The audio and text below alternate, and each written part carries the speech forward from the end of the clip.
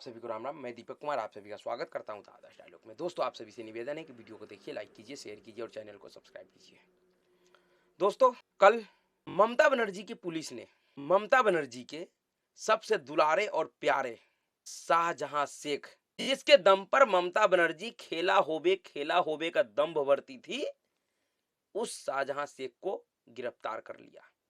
अब गिरफ्तार किया है या उस शाहजहां शेख को ममता बनर्जी के राजनीतिक संरक्षण से एक नाटकीय ढंग में सिर्फ बाहर लाया है, अदालत और जनता के सामने यह पूरा देश समझता है। लेकिन जिस तरीके से शाहजहां शेख का वीडियो वायरल हो रहा है सोशल मीडिया पे कि किस तरीके से शाहजहां शेख को जब न्यायालय ने पश्चिम बंगाल पुलिस को 10 दिन के लिए रिमांड पे दिया, उस दौरान जो शाहजहां शेख का चेहरे का हाव भाव है, जो उसका चाल चलन है, उसको देखकर ऐसा लग रहा है कि शाहजहां शेख बंगाल पुलिस के कस्टडी में नहीं गया है, बल्कि बंगाल पुलिस खुद शाहजहां शेख के कस्टडी में गया है।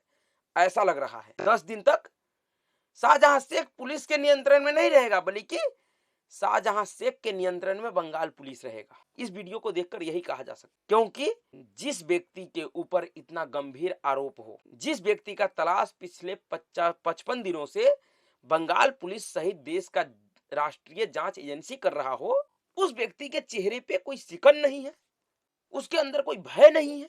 यह दिखाता है कि पश्चिम बंगाल की राजनीति में शाहजहां शेख क्या चीज था, किस तरीके से कितने बड़े लेवल पे शाहजहां शेख को ममता बनर्जी का राजनीतिक संरक्षण प्राप्त है।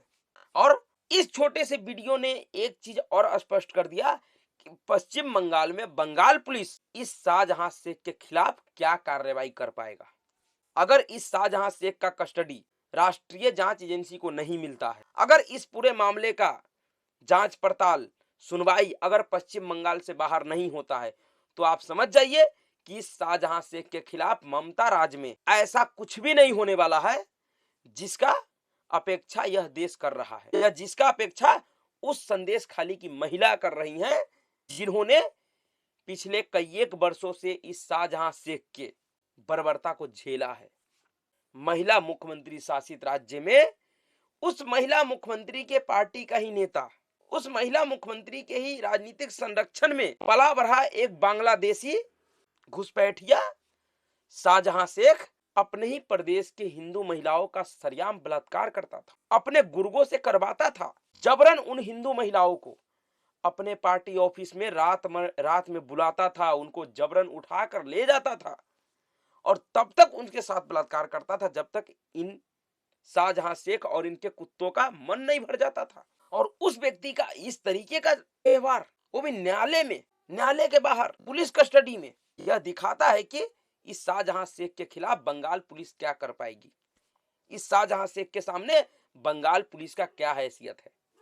जिस तरीके का घटना संदेश खाली में हुआ है, ऐसा घटना आजाद भारत के राजनीतिक इतिहास में किसी भी राज्य में, किसी भी पार्टी के शासित सरकारों में नहीं हुआ होगा और ना ही भविष्य में कभी हो सकता है। अपराध हर जगह होता है, ऐसा नहीं कि अपराध कहीं नहीं होता है। महिलाओं के प्रति बड़ा से बड़ा अपराध हर एक राज्यों में होता है, चाहे उस राज्य में किसी भी राजनीतिक दल का सरकार हो। लेकिन इस तरीके का अपराध कि उस अपराध में सत्ताधारी दल का नेता मिला हो, उसका पूरा कार्यकर्ता मिला हो, ऐसा अपराध शायद पश्चिम बंगाल में ही संभव है और अन्य किसी भी राज्य में नहीं।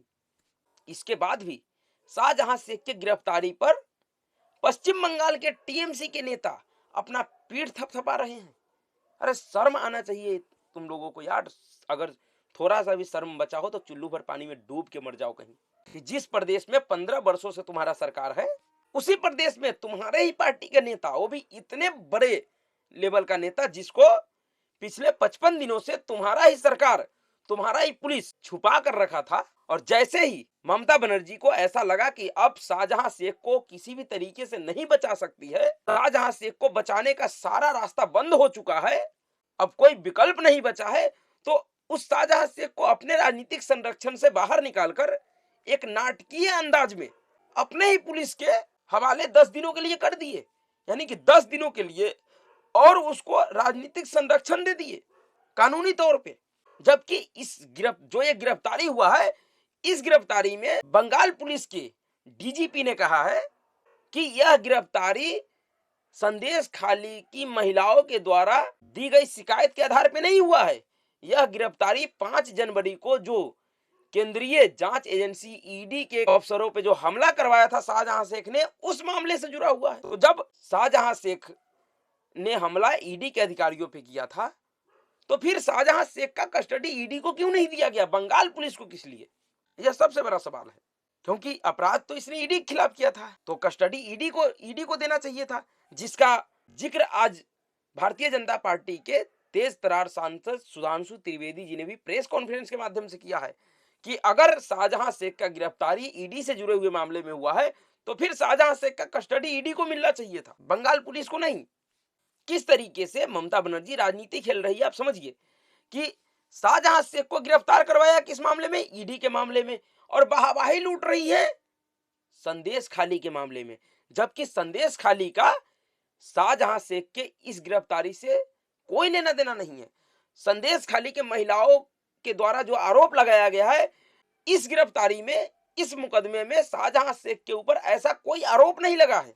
पुलिस ने शाहजहां शेख का नाम संदेश खाली के मामले से जोड़ा ही नहीं है, जबकि संदेश खाली की महिला सीधे सीधे कह रही हैं, नाम लेकर कह रही हैं कि शाहजहां शेख और उनके जो पालतू कुत्ते थे, चाहे शिबू हाजरा हो या उत्तम सरदार हो या और जो इनके कार्यकर्ता है, वो सब के सब उन हिंदू महिलाओं के साथ पिछले कई एक वर्षों से बलात्कार करता था, जबरन बलात्कार करता था।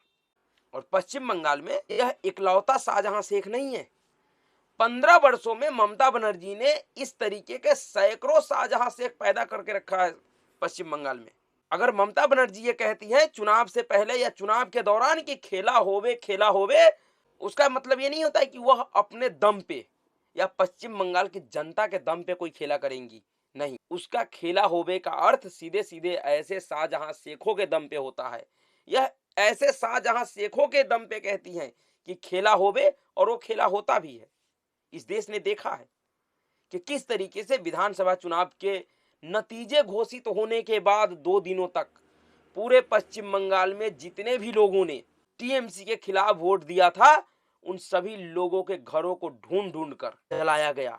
उनके महिलाओं के साथ, बच्चों के साथ, बच्चियों के साथ बलात्कार किया गया, उनकी हत्या की गई। 2021 चुनाव के उस हत्या से जुड़ा हुआ एक 60 साल की बंगाल की बुजुर्ग महिला ने अपने साथ सामूहिक बलात्कार के मामले में सुप्रीम कोर्ट में अपील करके रखी हुई है। 2021 से ही उनका वह याचिका सुप्रीम कोर्ट में पेंडिंग है। माननीय न्यायाधीशों को इतनी फुर्सत नहीं है कि उस 60 साल की महिला के साथ जो जघन्य अपराध टीएमसी के नेताओं ने किया, कार्यकर्ताओं ने किया, उनको वह सजा दे और उस महिला को न्याय दिलाए। शायद माननीय न्यायाधीश बात के इंतजार में बैठे हुए हैं कि जब वह महिला मर जाएगी तो बिना किसी शोर शराबे के उस केस को खत्म कर दे, क्योंकि अगर उस केस का सुनवाई होगा सुप्रीम कोर्ट में, अगर उस 60 साल की बुजुर्ग महिला को न्याय मिलेगा, टीएमसी के नेताओं को सजा होगी, तो ममता बनर्जी की सरकार पे, ममता बनर्जी के ऊपर, एक महिला मुख्यमंत्री के ऊपर एक बड़ा प्रश्न चिन्ह लगेगा, एक बहुत बड़ा सवाल उठेगा। वो ढोंगी महिला मुख्यमंत्री पूरे देश में बेनकाब हो जाएगी। शायद इसलिए सुप्रीम कोर्ट भी चुप्पी साधे हुआ है। नहीं तो जिस सुप्रीम कोर्ट को मणिपुर की महिला दिखाई देता है, अच्छी बात है, दिखाई देना चाहिए। महिलाओं के साथ कहीं भी कोई जघन्य अपराध हो, उस पर सभी को आपत्ति जताना चाहिए। लेकिन क्या महिला सिर्फ मणिपुर में रहती है, पश्चिम बंगाल में नहीं रहती है? क्या उस 60 साल की महिला के साथ जो हुआ, क्या उसको न्याय नहीं मिलना चाहिए?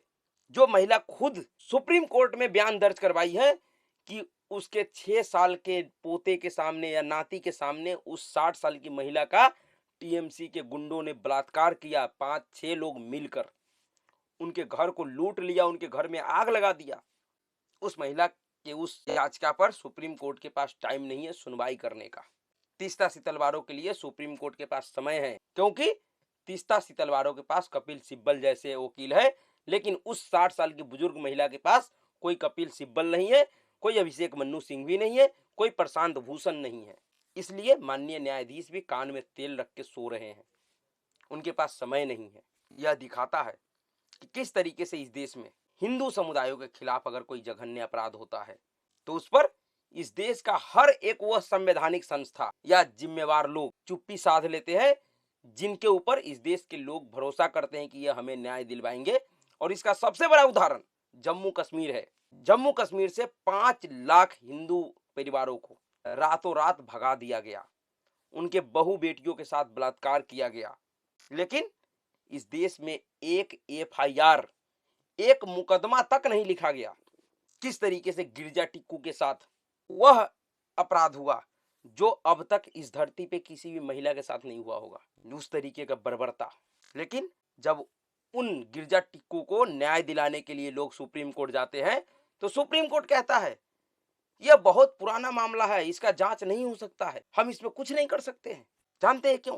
क्योंकि गिरजा टिक्कू हिंदू महिला थी, उनके पास कोई कपिल सिब्बल नहीं था, कोई प्रशांत भूषण नहीं था, कोई अभिषेक मनु सिंह भी नहीं था। अगर गिरजा टिक्कू के पास भी अगर कपिल सिब्बल होता, अभिषेक मनु सिंह भी होता, प्रशांत भूषण होता, तो यही माननीय न्यायाधीश, मुख्य न्यायाधीश DY चंद्रचूड़ साहब कहते कि नहीं, हम इस मामले का सुनवाई करेंगे। जब 1984 के सिख दंगों का सुनवाई 2019 में हो सकता है, तो 1990 का घटना का सुनवाई सुप्रीम कोर्ट में नहीं हो सकता है। लेकिन नहीं होगा, क्योंकि वह मामला किसी विशेष समुदाय से जुड़ा हुआ नहीं था, वह मामला हिंदुओं से जुड़ा हुआ था। उसमें पीड़ित हिंदू परिवार था। अगर पीड़ित कोई विशेष समुदाय के लोग होते तो सुनवाई जरूर होता है। यह स्थिति है इस देश का, और इसीलिए इस देश के लोगों को ऐसा लगता है कि भारतीय जनता पार्टी बीजेपी की सरकार कितनी जरूरी है, खास करके हिंदुओं के लिए।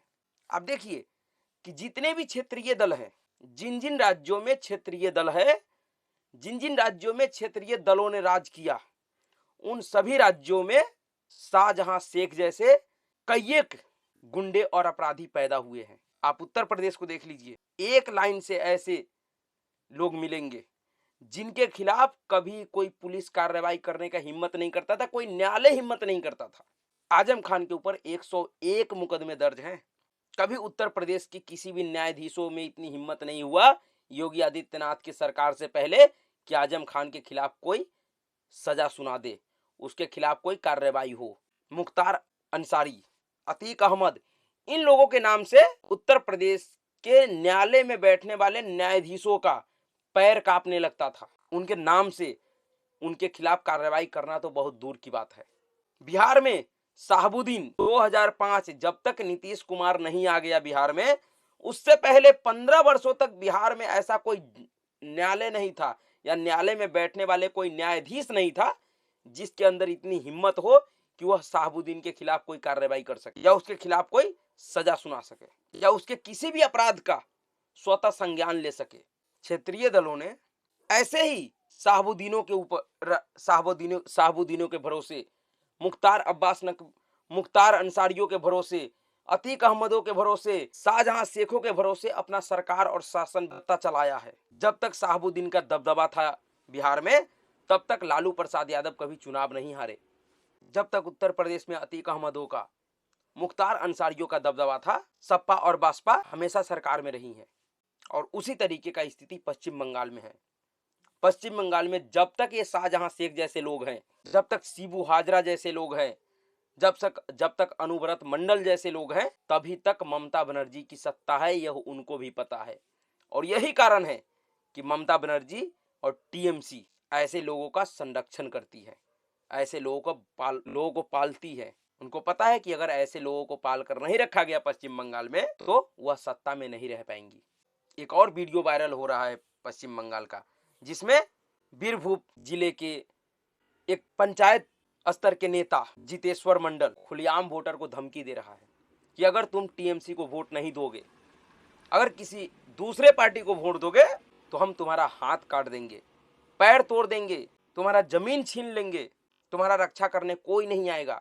नीचे से लेकर ऊपर तक हमारा सरकार है, हमारा व्यवस्था है, किसी भी थाने में तुम रिपोर्ट नहीं लिखा पाओगी, कोई पुलिस तुम्हारा मदद नहीं करेगा। अब ऐसी परिस्थिति में ऐसा कौन व्यक्ति होगा जो टीएमसी के अलावा किसी दूसरे को वोट देगा? किसको अपना जान प्यारा नहीं है, किसको अपनी इज्जत प्यारा नहीं है?